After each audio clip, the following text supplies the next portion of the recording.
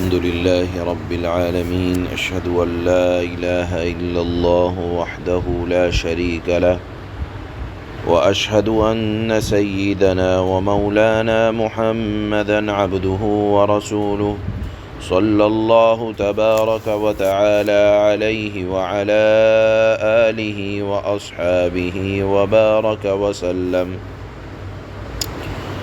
أما بعد فأعوذ بالله من الشيطان الرجيم. بسم الله الرحمن الرحيم. يا أيها الذين آمنوا قوا أنفسكم وأهليكم نارا وقودها الناس والحجارة عليها ملائكة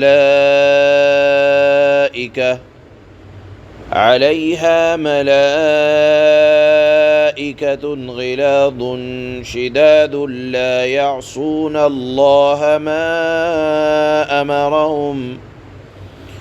لا يعصون الله ما أمرهم ويفعلون ما يؤمرون. يا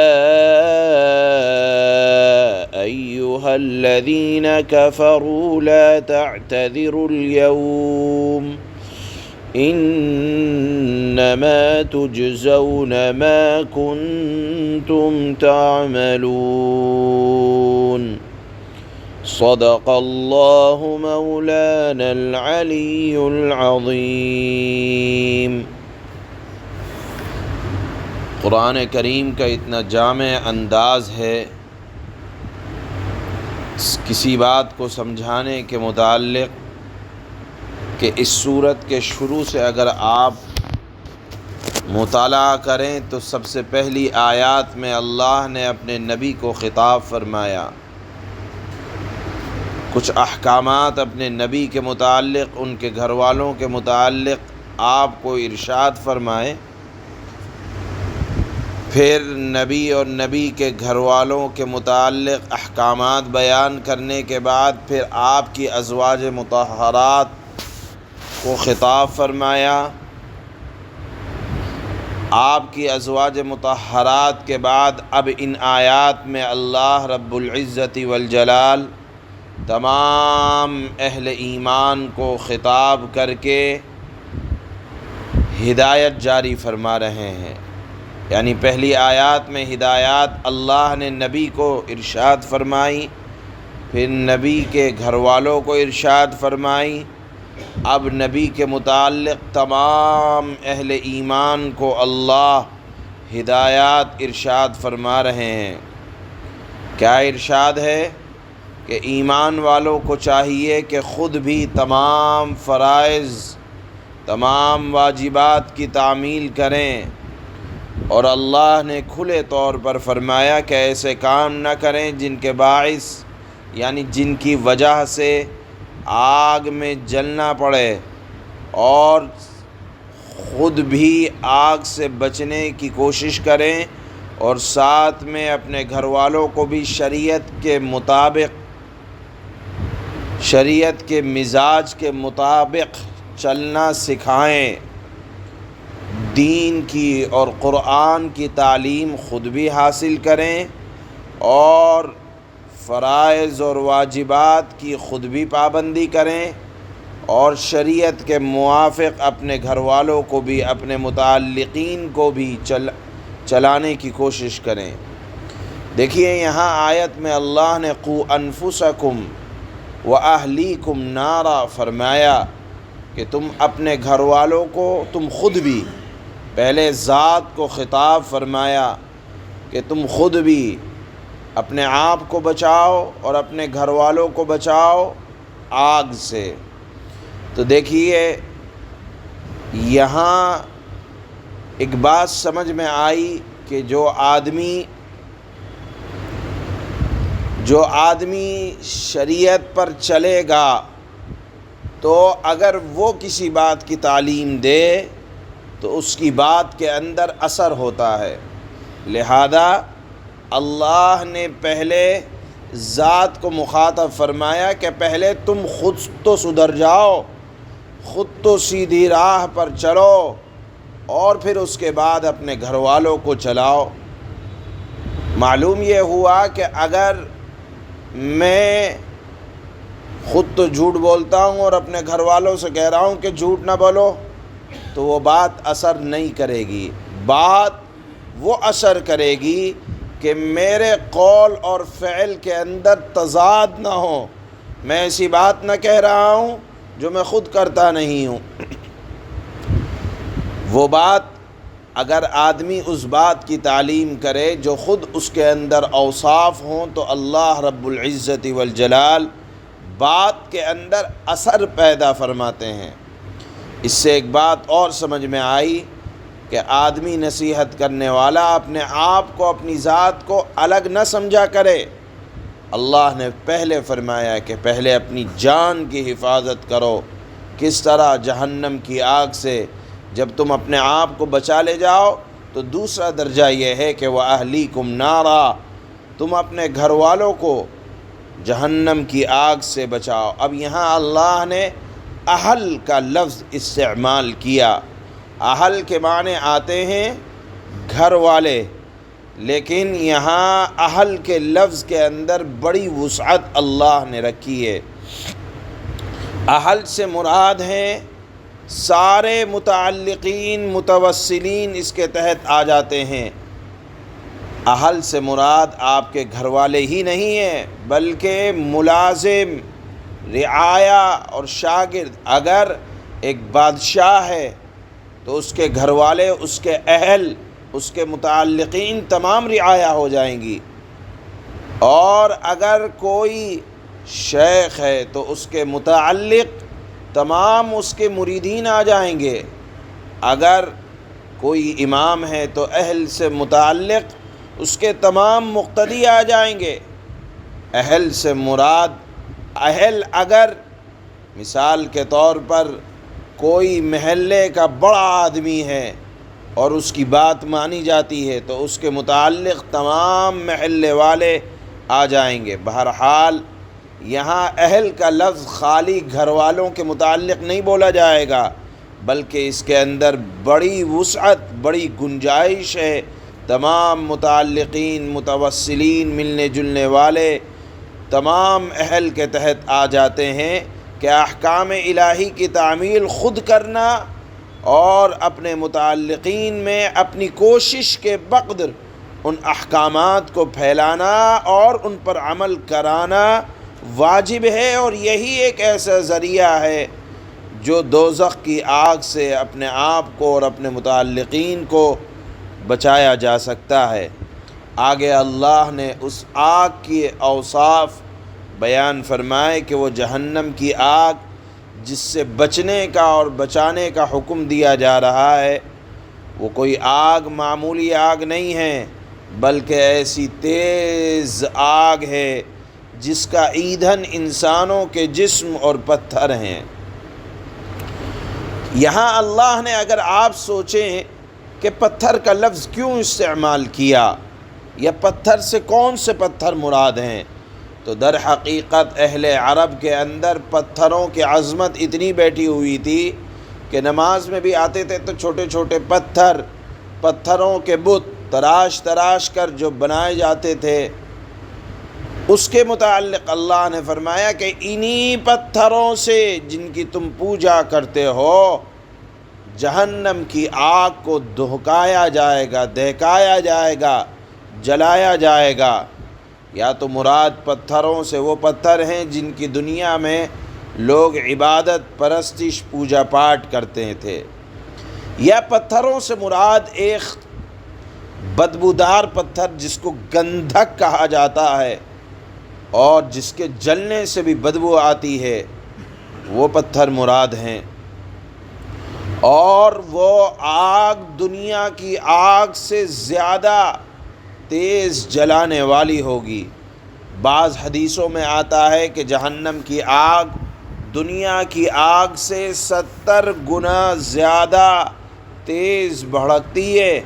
ایک حدیث میں اللہ کے نبی صلی اللہ علیہ وسلم کا ارشاد پڑھنے کو ملتا ہے کہ دوزخ آگ کو 1000 برس تک جلایا گیا، وہ سفید ہو گئی، اس کا رنگ سرخ ہو گیا۔ پہلے جلایا گیا 1000 برس تک تو سرخ ہو گئی، پھر جلایا گیا 1000 سال تک دہکایا گیا تو سفید ہو گئی، پھر 1000 برس تک اس کو جلایا گیا تو وہ سیاہ ہو گئی۔ موجودہ وقت میں جہنم کی آگ سیاہ ہے، اسی لیے کہا جاتا ہے کہ 70 گنا زیادہ آگ کی تیزی، جہنم کی آگ کی تیزی دنیا کی آگ کی تیزی سے زیادہ ہے۔ آدمی دنیا کی آگ کی تیزی کو ایک لمحے کے لیے برداشت نہیں کر پاتا تو جہنم کی آگ کہاں سے برداشت ہوگی؟ اس کے بعد اللہ نے فرمایا کہ اس کی کیفیت تو تم نے سن لی، اب جو اس کے اندر فرشتے ہیں ان کی صفت یہ ہے، یعنی جو صفت فرشتے جو وہاں ملازمت کے طور پر ہیں، یعنی وہاں رہنے والے، اس کی حفاظت کرنے والے جو فرشتے ہیں، اس پر مسلط جو فرشتے ہیں، وہ انتہائی سخت مزاج، تند خو اور نہایت سخت دل، یعنی جہنم میں جلتا رہے گا کوئی، اور کوئی کہے کہ ہم فرشتوں سے کہہ کر بات بنوا لیں گے۔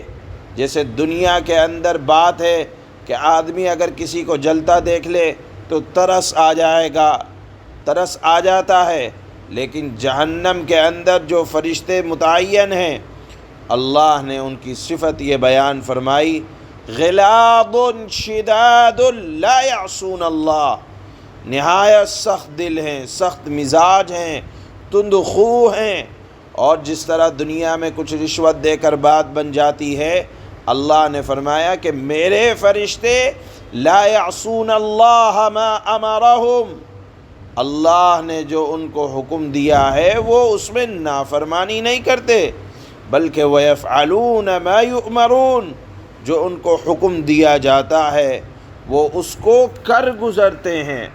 غرض اللہ نے فرمایا کہ ایسے فرشتے اس کے اوپر متعین ہیں، لہذا کوئی حیلہ بہانہ اللہ نے فرمایا قیامت کے دن یہ جہنم میں چلنے والا نہیں ہے، سزا بھگتنی ہی پڑے گی، اور جو آج بویا ہے کل اسی کو کاٹو گے۔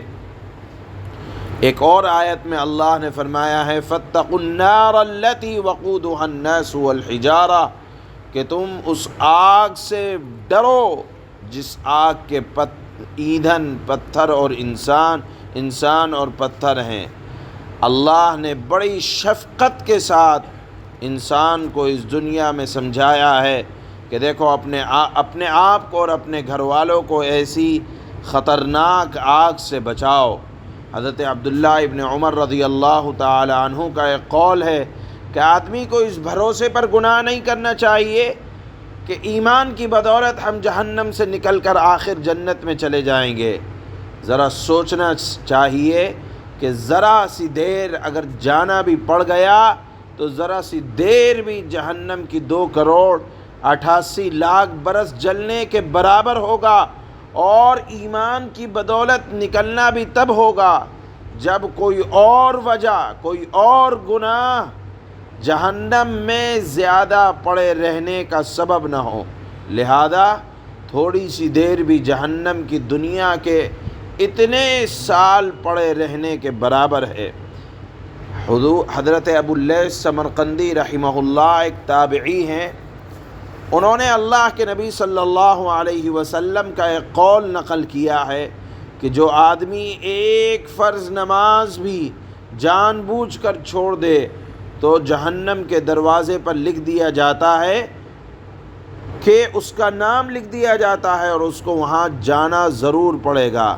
لہذا جب ایک نماز چھوڑنے کا یہ عذاب ہے کہ جہنم کے دروازے پر لکھ دیا گیا اور جانا ضرور پڑے گا، جو نماز کے چھوڑنے کے عادی بن گئے ہیں تو ان کو کس قدر جلنا پڑے گا۔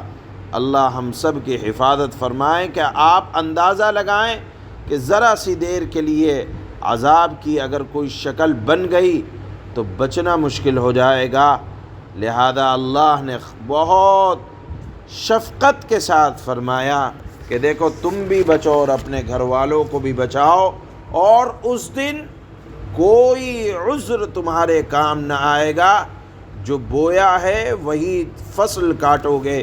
انما تجزون ما کنتم تعملون، تمہیں بس وہی سزا مل کر رہے گی جو تم کچھ کیا کرتے تھے۔ یعنی ایسا نہیں ہے کہ کچھ زیادتی ہو جائے اللہ کی طرف سے، اللہ بالکل ذرا ظالم نہیں ہے، اسی اعمال کا بدلہ ملے گا جو کیا کرتے تھے۔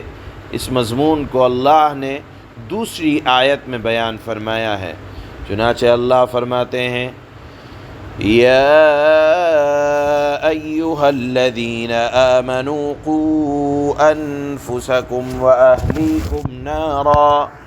وأهليكم نارا وقودها الناس والحجارة عليها ملائكة غلاظ شداد لا يعصون الله ما أمرهم ويفعلون ما يؤمرون۔ اے ایمان والو، اپنے آپ کو اور اپنے گھر والوں کو، مراد ہے تمام متعلقین کو۔ اگر آپ کے گھر میں کوئی نوکر رہ رہا ہے اور آپ سوچیں کہ اس کا مجھ سے حساب نہیں ہوگا، نہیں، نوکر کا بھی ہوگا، آپ اس کو بھی شریعت کی بات بتلائیں اور سمجھائیں اور اس کو آمادہ کریں۔ یہاں اہل کا لفظ بڑا عام ہے۔ اے ایمان والو، اپنے آپ کو اور اپنے تمام متعلقین کو اس آگ سے بچاؤ جس کا ایندھن انسان اور پتھر ہوں گے۔ اس پر سخت کڑے مزاج کے فرشتے مقرر ہیں جو اللہ کے کسی حکم میں اللہ کی نافرمانی نہیں کرتے، اور وہ فرشتے وہی کرتے ہیں جس کا انہیں حکم دیا جاتا ہے۔ یا ایھا الذین کفروا لا تعتذروا اليوم انما تجزون ما کنتم تعملون۔ پچھلی آیت کا جو مفہوم ہے اس کے اندر ہر ذمہ دار، چاہے بادشاہ ہو، امیر ہو، یا اور کوئی بڑا آدمی ہو جس کے متعلق افراد آتے ہوں، اللہ نے اس کو مخاطب کیا ہے کہ تم سے تمہارے افراد کے متعلق بھی ہدایت ہے کہ ان کو شریعت کی بات سمجھاتے رہو۔ اب اس آیت کے اندر اللہ فرماتے ہیں اے کفر اختیار کرنے والو، لا تعتذروا اليوم، آج معذرتیں پیش مت کرو۔ یعنی قیامت کے دن کوئی کہے گا اے اللہ فلانے نے بہکا دیا تھا، ایسا ہو گیا تھا، ویسا ہو گیا تھا، اللہ فرماتے ہیں اس دن کسی معذرت کرنے والے کی معذرت نہیں کام آئے گی۔ انما تجزون ما کنتم تعملون، تمہیں انہی اعمال کا بدلہ دیا جا رہا ہے جو تم کچھ کیا کرتے تھے۔ سبحان اللہ۔